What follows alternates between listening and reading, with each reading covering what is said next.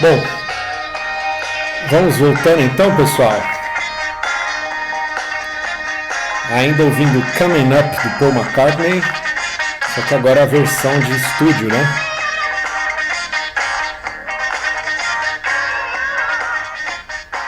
Bom, vamos lá.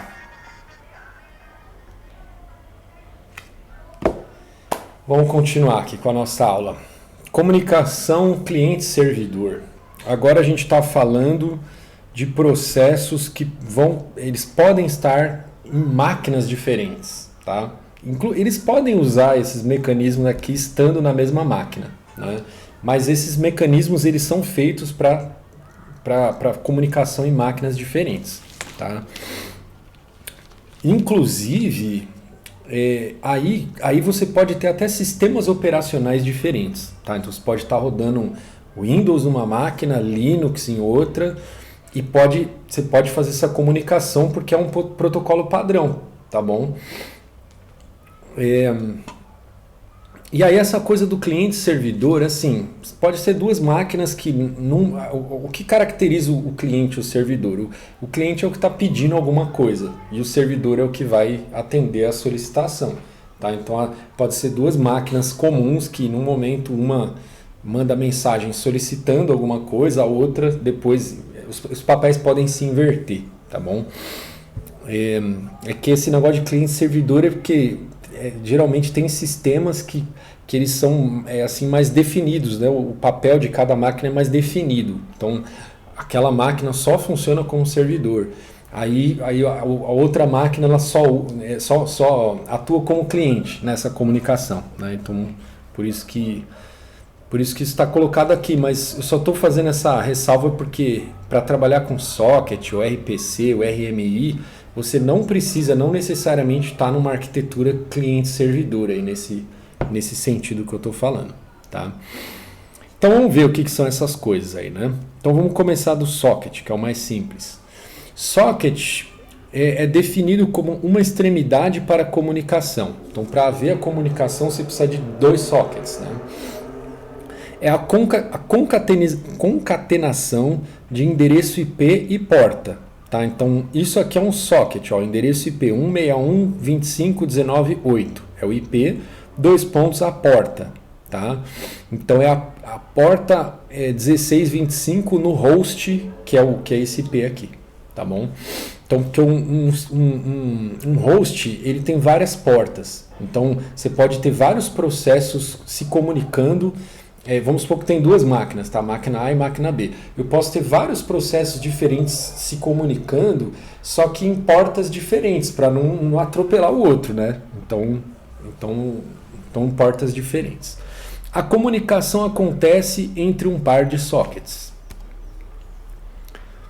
Então aqui, ó, tem um host aqui, nesse IP aqui, nessa porta, e aí eu tenho outro host aqui, que são os que a gente tinha colocado. Ah, não, o outro não.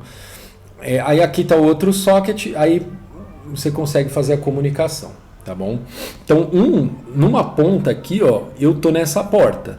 O outro, na outra ponta, ele está em outra porta, porque a porta ela tem a ver com a tua máquina, tá? Então, na minha máquina, eu tô escutando a tua mensagem na porta 1625. O outro aqui, ó, ele está em outra máquina, outro sistema operacional, enfim, e ele está escutando as mensagens nessa porta 80, tá bom? Então, para ter a comunicação, os dois não precisam usar a mesma porta, tá bom? Então, assim, para eu mandar a mensagem para o X aqui, ó, eu vou ter que mandar a mensagem na porta em que o X está escutando, tá bom? Agora, para o X mandar mensagem para mim, ele vai ter que saber o meu IP e vai ter que saber qual a porta que eu tô escutando, tá bom? Código agora. Agora esse código não é ilustrativo, é um código de verdade. Esse aqui você pode rodar na tua máquina e inclusive você pode... Você tem dois jeitos de testar isso. Ou você abre dois terminais separados e aí você vai ter, portanto, duas máquinas virtuais dentro do teu sistema operacional, né? E, portanto, não dá para acessar a memória, eles não vão compartilhar a memória, mas eles podem se comunicar via socket, tá bom? Então você pode testar esse programa fazendo isso. Você roda o cliente num terminal e roda o servidor em outro terminal, tá bom? Ou você pode testar em duas máquinas separadas que estão ligadas aí na mesma rede, tá bom? Então aqui o código do servidor, ó, como que é? Então eu tenho que criar esse aqui, tenho que dar new nesse server socket aqui, dizendo qual é a porta que eu vou escutar, né? E aqui já está implícito qual é o IP, né? Eu não preciso dizer o IP, porque eu sou o servidor, então é no meu IP. Então o socket aqui é no meu IP, nessa porta aqui, tá bom? E aí eu fico aqui, ó, escutando mensagens que o cliente vai me mandar, tá bom? Então quando o cliente me manda a mensagem, eu coloco aqui, ó, esse método accept, eu fico travado nele até eu receber a mensagem do cliente, tá bom? Quando eu receber a mensagem do cliente, o que eu vou fazer?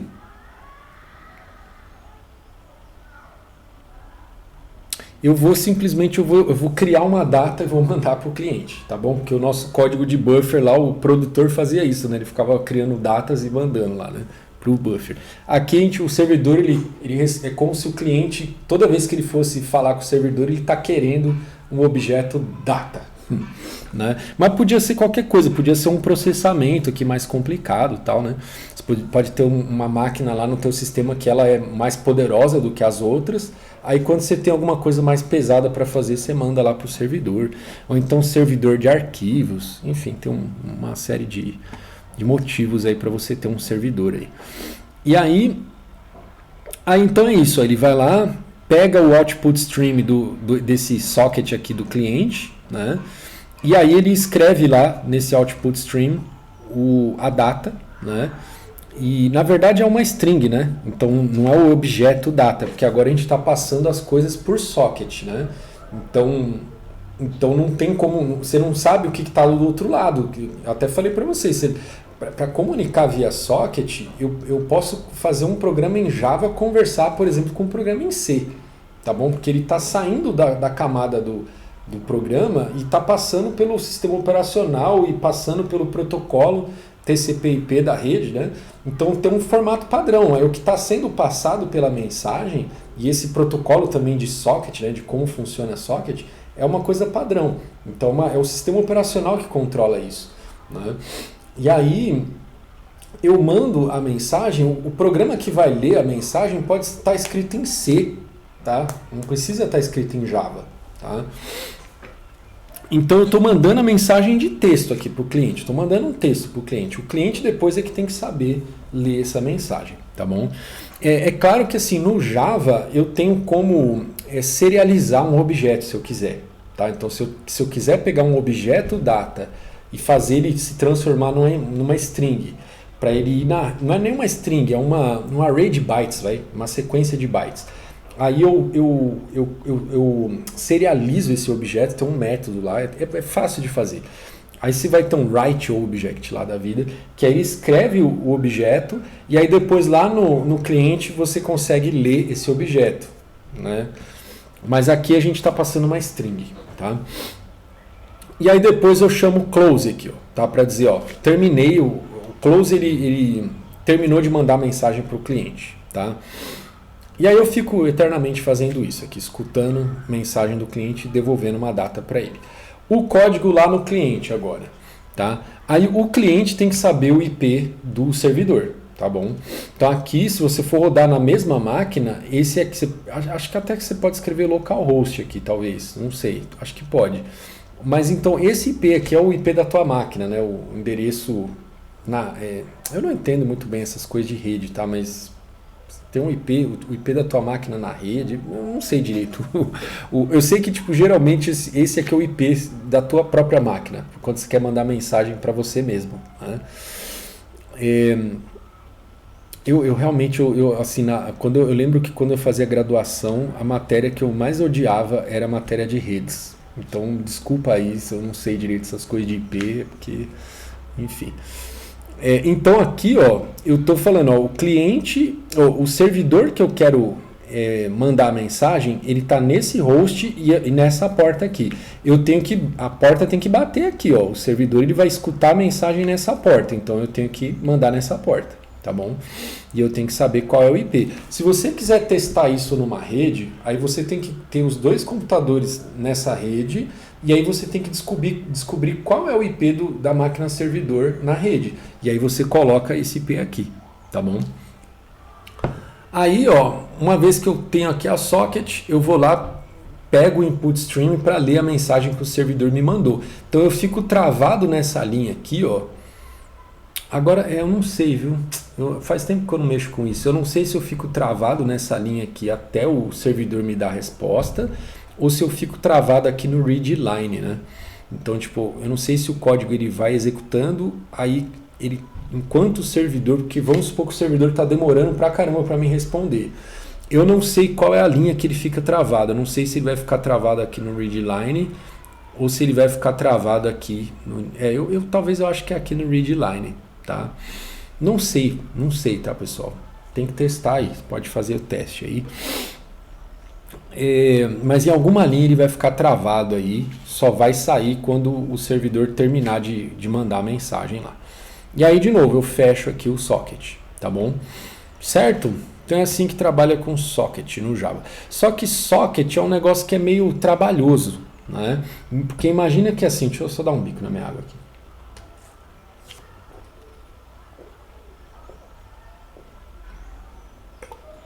Imagina que eu tenho um sistema complexo, né? Que troca vários tipos de mensagem diferentes. Aí, sabe, fazer essas coisas com socket é mais complicado, né? Porque você vai ter que definir o formato da mensagem para quando você mandar, aí depois o cara que vai receber, ele tem que conhecer esse formato certinho, para ele ver, né, que essa mensagem se trata do quê, o que tem que fazer e tal. Enfim, acaba gerando um código que ele não tem nada a ver com o teu sistema, ele tem a ver com essa comunicação, né? Então, o RPC ele já é um jeito de deixar isso mais transparente, digamos, pro programador, né? Ele fala, eu gostaria de fazer o quê? Chamar o código lá do servidor como se fosse um código local, entendeu? Então, no caso, o RPC não é para Java, tá? O RPC é para C, C++. A gente vai ver o RPC do Java, que é o RMI, né? Então, como a gente está pensando mais em Java aqui nesse curso, vamos pensar que assim, então se eu estou no Java, eu gostaria de chamar o código do servidor como se fosse um objeto, entendeu? Então eu crio o objeto, chamo os métodos do objeto, é isso que eu gostaria de fazer. E não ficar criando socket para mandar mensagem, não sei o que lá. Tá bom? Então para isso que serve o RPC e o RMI, para abstrair essa camada aí da comunicação da rede. Então vamos ver o RPC primeiro. RPC, chamada de procedimento remoto, tá? Remote Procedure Call. Passa chamadas de procedimento entre processos nos sistemas em rede. Stub, proxy no cliente para o procedimento real no servidor. Stub, no cliente localiza o servidor e organiza os parâmetros. O skeleton, no servidor, recebe a mensagem, desempacota os parâmetros organizados e realiza o procedimento no servidor. Deixa eu ver se tem a... eu vou pular aqui, vou para essa foto, que depois eu volto lá, para ficar fácil de vocês entenderem. Então, o cliente, ele vai... Essa aqui acho que é de RMI, mas ela serve para o RPC também, a lógica é a mesma, tá? Então, o cliente, ele quer conversar com o servidor aqui, tá? Só que, aí, o stub... ele é um código que está no cliente, que aí eu chamo como se fosse o código do servidor. Então ele tem uma interface amigável para mim. Então eu olho para ele como se eu estivesse pegando, no caso do Java lá, pegando o objeto na mão e chamando os métodos, que é isso que eu gostaria de fazer. Então o stub ele é uma casca que ele cria essa ilusão para mim. Eu chamo a mensagem nele, eu chamo os métodos nele. Tá? No caso do C, eu chamo as funções, tá? Nesse stub. Então, para mim, fica intuitivo. Aí, o que o stub faz? Ele vai criar os pacotes, ele vai empacotar a mensagem, vai abrir o socket, vai fazer tudo aquelas coisas lá, vai mandar a mensagem. E aí, o código do servidor, da mesma forma que o cliente não quer ter o trabalho de se preocupar com os códigos aí de socket, caramba, o servidor também não quer. né? Então o skeleton ele também cria essa ilusão agora para o servidor, né? Então o servidor ele não precisa também abrir socket, escutar a mensagem, ver do que se trata para ver o que ele tem que fazer. O servidor ele gostaria de ser lá um objeto que tem os métodos lá para serem chamados. Aí tipo quando alguém chamar o método ele executa lá o que tiver que executar. Então é isso que o skeleton vai fazer. Ele vai ter a referência do objeto do servidor aqui dentro dele. E aí, quando vier a mensagem, ele vai desempacotar, vai ver do que se trata, ele vai falar, eu tenho que chamar o método tal, do objeto tal. Aí ele chama, pega a resposta e empacota de volta aqui para o cliente, tá bom? Aí, de novo, ele vai mandar mensagem para o stub e o stub é que vai devolver para o cliente, tá bom? Então, a conversa mesmo na rede acontece entre o stub e o skeleton, tá bom? O cliente conversa com o stub e o servidor conversa com o skeleton. Beleza? Então deixa eu voltar aqui agora no execução do RPC. Como é que funciona? Ó. O usuário ele faz uma chamada de sistema aqui para o kernel para mandar, para fazer uma chamada via RPC do processo da função X. Tá? Aí, então ele fez a chamada do sistema. Aí o que o sistema vai fazer? O kernel vai fazer uma chamada agora para o matchmaker, porque ele não sabe ainda em qual porta que ele tem que mandar essa mensagem X. Então ele vai mandar numa porta padrão aqui do RPC para descobrir em qual porta que ele deve fazer essa chamada de X aqui. Tá bom?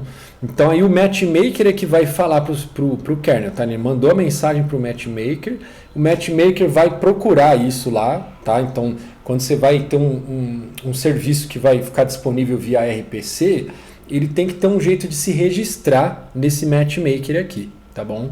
Então quando ele tá, então se você mandar, eu quero mandar mensagem pro procedimento X e o X não está registrado, o matchmaker vai devolver um erro aqui. Ele vai falar, esse X que você quer aqui não existe aqui no servidor, tá bom? Mas se ele existir, então ele vai falar, então é na porta P que você tem que mandar.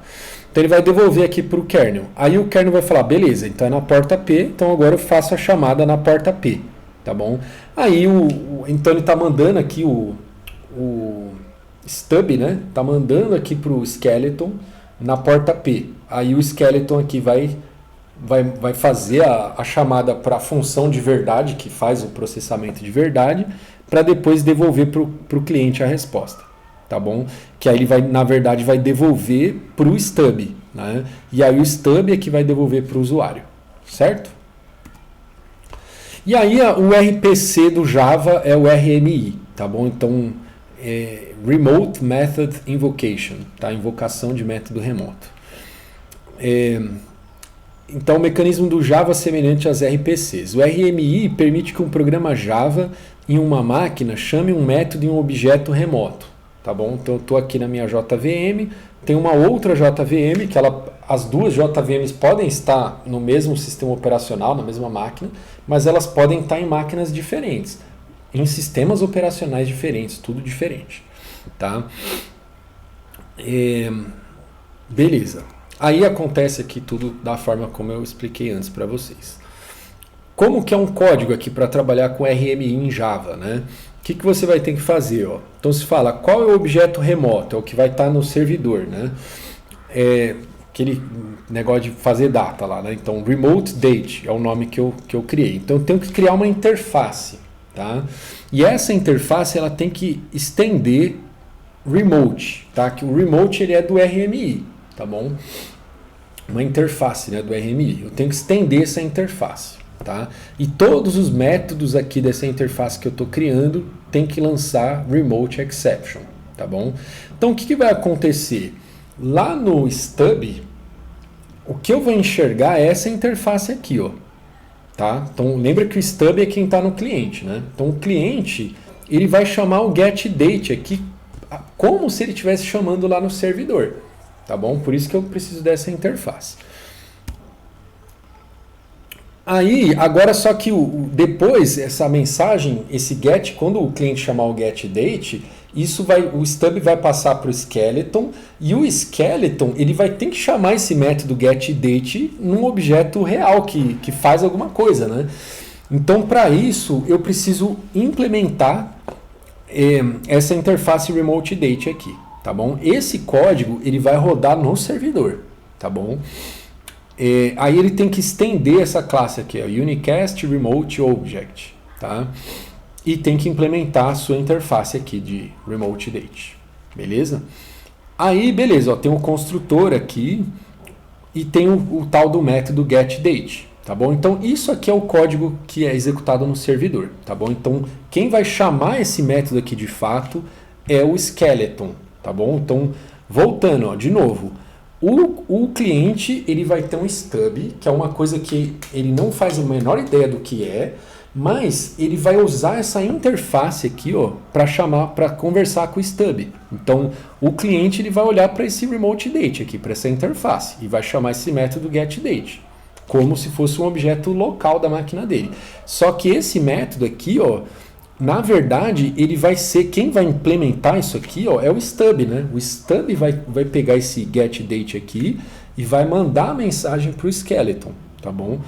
Aí o skeleton, quando chamar lá o getDate do skeleton, ele vai ter a referência do objeto remoto. Agora ele está lá no servidor, né? Então o skeleton lá no servidor, ele vai ter uma referência desse remoteDate impl aqui, né, implementação mesmo, concreta. E aí o stub vai chamar esse método getDate, tá bom? Aí o que o getDate devolver para o skeleton vai devolver para o stub, que vai devolver para o cliente, que chamou isso aqui. Beleza? Agora, para isso funcionar, primeiro assim, tem que compilar isso. Eu não lembro agora, tá? Depois, quem quiser testar esse código, dá uma pesquisada na internet, tá? Porque tem algum comando que você precisa fazer para ele gerar o skeleton e o stub, tá bom? Ou para gerar só o stub, eu não me lembro direito. Então, você tem que dar algum comando para ele gerar algumas coisas aí, tá? Aí depois que você gerou, não me lembro agora, tá? Se acho que é só o stub, ou se é o stub e o skeleton, enfim. Depois que você gerou as coisas aí, aí você vai rodar isso aqui, ó. Primeiro no cliente, tá? Aqui o main está dentro dessa classe, mas esse main poderia estar em qualquer lugar, tá bom? Porque o que você tem que fazer, tá? Você vai ter que, digamos que, registrar o teu remoteDate aqui lá no servidor, tá bom? Então você vai chamar isso aqui, ó, naming.rebind, aí tem o nome do serviço aqui, ó, o nome do serviço é date server, tá? Então quando o cliente quiser usar esse serviço aqui, ó, date server, aí ele vai estar acessando esse remoteDate aqui, tá bom? E aí eu estou guardando aqui, nesse rebind eu tenho que passar a referência de um objeto desse tipo aqui, tá bom?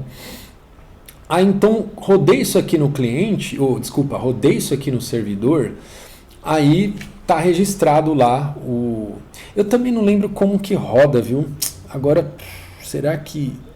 eu também não sei, viu, pessoal, como que roda esses... Para rodar isso aqui, vocês vão precisar, quem quiser rodar, dá uma googada, não é difícil, tá? Mas eu não me lembro, talvez eu acho que eu tinha que rodar alguma coisa primeiro, além da compilação que eu tinha falado, talvez tenha que rodar alguma coisa lá no servidor para depois rodar esse método main. Eu não me lembro agora, tá? Depois, enfim, quem tiver curiosidade, eu acho legal, tá? Para quem gosta, né, de ver essas coisas funcionarem, aí vê lá como que executa isso no Java, tá bom? Aí, beleza, você rodou isso aqui no servidor, aí como que é o código do cliente agora? Então o cliente ele vai ter que fazer aqui, ó, remoteDate, aí vai fazer naming.lookup, né? Aí tem que passar uma string aqui para o lookup, né?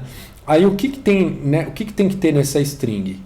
No socket era o IP e a porta, né? No RMI você tem que saber o IP e você vai colocar o nome do serviço, exatamente como foi registrado aqui, ó, tá? Então D maiúsculo, S maiúsculo, tal. Então esse foi o nome registrado, esse é o nome que eu vou colocar aqui, ó. Então vou colocar RMI // o servidor lá, o host, / o nome do serviço. Beleza? Aí então quando eu fizer o lookup, eu vou pegar o objeto remoto.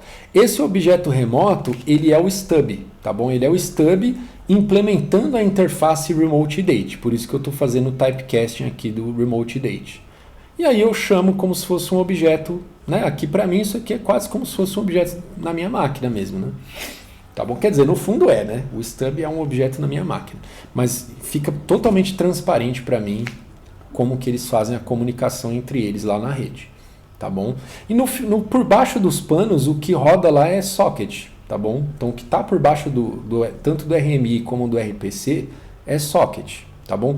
Eu acho que eu acabei quebrando a aula muito pro final, né? Porque a segunda parte aqui vai ficar bem curta. Mas acho que vocês não vão ficar bravos comigo por causa disso, né?